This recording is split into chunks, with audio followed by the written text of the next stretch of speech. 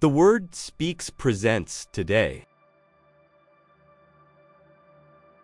You are under spiritual attack, and don't even know it. See the 7 signs. Have you ever felt like something shifted, but you couldn't quite explain it? Your prayers don't flow like they used to. Your faith feels dim, and your spiritual life has gone silent. But is it just exhaustion?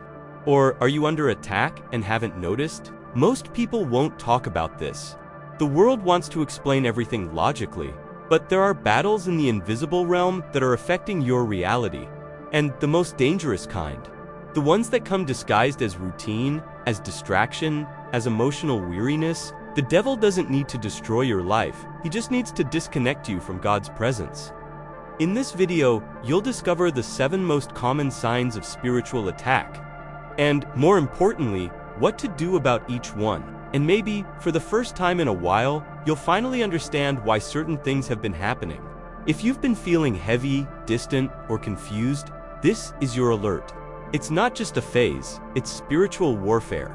And today, you'll be armed to fight back.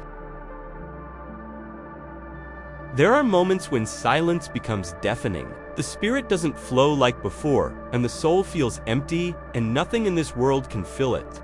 That hunger for God begins to vanish, and few realize it's a sign of attack. It's not just fatigue, it's the enemy, quietly extinguishing the fire of worship.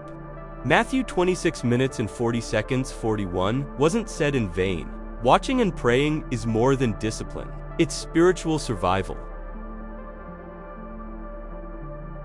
When the desire to seek the Lord disappears, the battlefield shifts inward. Confused thoughts, exhausting routines, constant distractions, everything begins to work against your prayer time. That's no coincidence, it's war. Ephesians 6:11-12 reminds us, this fight is not against flesh. The devil doesn't want to steal your time, he wants to silence your soul. Because a silenced soul doesn't cry out, doesn't resist, doesn't discern. But listen, God hasn't stepped away from you. You're under attack. Return to your place of prayer, even if you feel nothing, even if you don't understand. The Lord is still there, waiting for your decision. Now is the time. React. Stay close to those who recharge your spirit. Don't walk away from your spiritual covering. Don't forget who you are. This coldness isn't the end. It's a sign that you must rise before old enemies return to your door. The body speaks, and when it screams for rest, it's a sign that something is out of alignment. Many want to live victorious spiritual lives, but ignore the exhaustion in their flesh. Poor sleep, poor nutrition, pressure from all sides. And then they wonder why they can't pray or feel God's presence. The devil knows this too. He attacks the body because a drained body makes the soul vulnerable and silences the spirit. Have you noticed how the most exhausting days are often the ones you pray the least?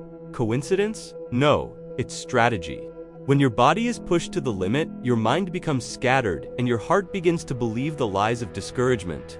God won't hear you today. You need rest. Pray later.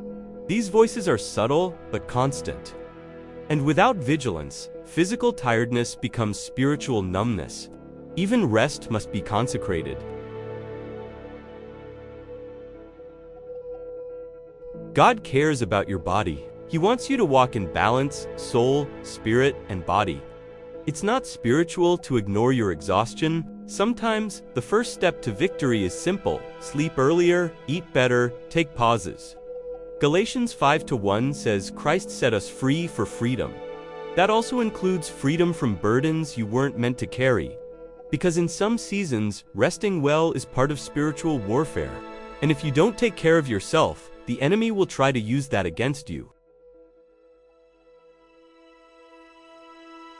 When everything starts to shut down, finances, opportunities, plans, it's easy to think God has forgotten you. But listen carefully. Not every closed door is punishment. Sometimes it's protection, other times it's war. Spiritual attacks often manifest in the natural realm, and the devil uses scarcity to wear you down.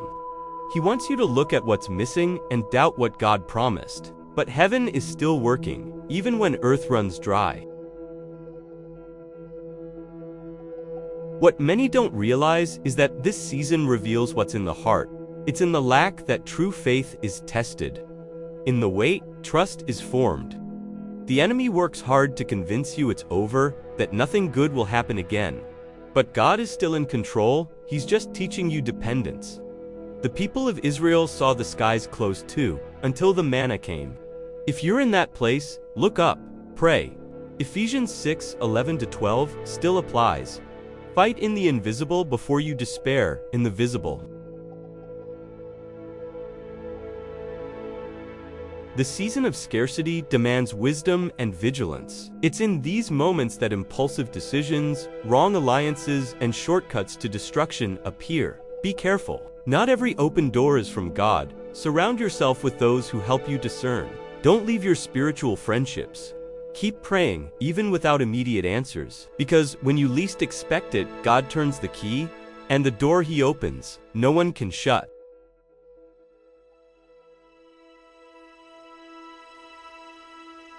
A life without prayer is like a house without a foundation. It looks stable until the storm comes, and the enemy knows this. When he wants to weaken someone, he starts by stealing their prayer life. He fills the mind with distractions, pushes responsibilities forward, exhausts you, and before you know it, you no longer have the strength or even the words to kneel. This isn't just a busy life, it's a strategy to disconnect you from the source. The spirit groans inside you, but the soul doesn't respond. The body tries, but the thoughts betray you. You start praying, but get lost mid-sentence, read a verse, but forget it instantly. You know what that is? War. Ephesians 6:12 reminds us this is not flesh and blood, and that includes this disguised discouragement. The devil wants you to stop praying because he knows your breakthrough is tied to your consistency. Weak prayer is still prayer, and God responds to sincere whispers. You need to decide, will you strengthen your prayer life or stay exposed? Go back to your place of prayer, even if it's just 5 minutes to start. Begin with worship. Talk to God in your own words. No formulas. He's not seeking performance. He's seeking truth. Bring your soul, your thoughts, your body before the Lord, and surround yourself with people who help keep that fire burning. Because without prayer, even the strongest will fall, and you were called to stand. Some days, the weight of life feels heavier than your own strength. Bills, pressure, expectations, problems, fears, it all comes crashing down. And in the middle of it, it's hard to hear God's voice. The soul gets restless, the heart shuts down, and the spirit is buried under noise. What many don't realize is that this overload isn't just emotional, it's spiritual. It's a storm sent to paralyze you. The devil doesn't rush. He piles on problems until you begin to believe that prayer is useless, that worship is a waste of time. Your mind fills with doubt, your body tenses up, your heart wants to run, and in that chaos, prayer disappears. Life becomes reactive, automatic, disconnected. But God is calling you out of that place. He reminds you, you are not alone. I am with you in this war. And where He is present, there's direction even in the middle of confusion. It's time to lay each burden at the feet of the Lord. Don't carry everything alone. That's a trap. Start by surrendering what you can't control. Pray with honesty. Speak of your limits. Let the Spirit minister to your chaos. And don't pull away from those who strengthen you. Stay near your pastoral protection. Stay near those who carry hope in their eyes. Because the storm might still rage outside, but inside of you, peace can begin to return.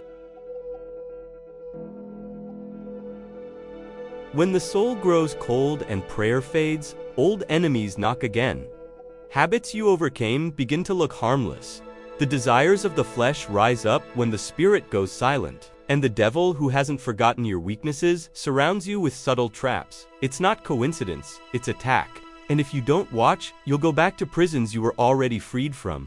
Galatians 5:1 says Christ freed you for freedom. But freedom demands resistance. Sin rarely comes all at once. It starts small, a click, a thought, a conversation. When the soul is tired, sin disguises itself as relief. But don't be fooled. What pulls you from God is not comfort, it's bondage. The enemy wants to strip your spiritual authority, and it starts with one decision. Either you close the doors now, or you'll soon be overpowered by what you thought was already defeated. Don't live in guilt if you slipped, but don't settle either. Repent, fight back, and run to the presence of God. Chains are broken in the place of prayer. Expose what's hiding. Seek people who will walk with you in truth. Flee from the appearance of evil. Don't feed what God already told you to kill. This isn't just about behavior, it's about destiny. And your destiny is spiritual. And under attack, not every separation is natural. Sometimes, the enemy uses distractions, silly arguments, or spiritual coldness to break connections that God intentionally planted in your life. That friend who prayed with you, that mentor who spoke truth, that leader who loved you enough to confront, all begin to fade. And suddenly, you're surrounded by people who drain you, not people who pour into you. That's not coincidence. That's strategy. Good spiritual friendships are protection. They're walls around your soul, and the devil knows that. He doesn't want you surrounded by people who pull you closer to God. He wants you isolated, because a lone soldier is easy prey. When you start to pull away from those who build you up, that's a warning sign. Often, the Spirit already gave you nudges, but you ignored them, and now you feel distant, confused, spiritually exposed. Don't drift from those who recharge your spirit. Go back, reconnect with the friends who made you pray more, believe more, walk straighter. God uses people to keep us standing. He sends friendships with purpose. Value them. Ask for forgiveness. Restore the bond. Send that message.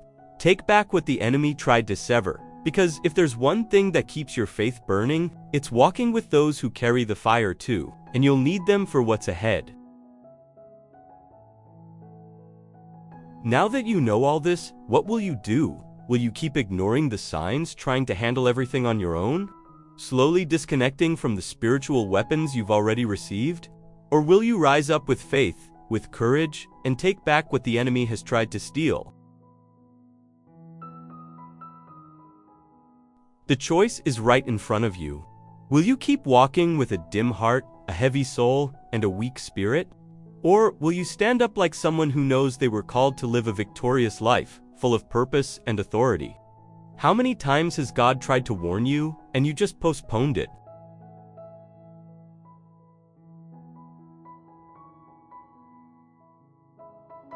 If this video spoke to you, don't leave in silence. Drop a comment saying, "I'm taking my stand," and we'll pray with you. Subscribe to the channel and turn on notifications, because this is just the beginning. There's so much more the Spirit wants to reveal. Stay firm, stay connected, and don't forget who you are.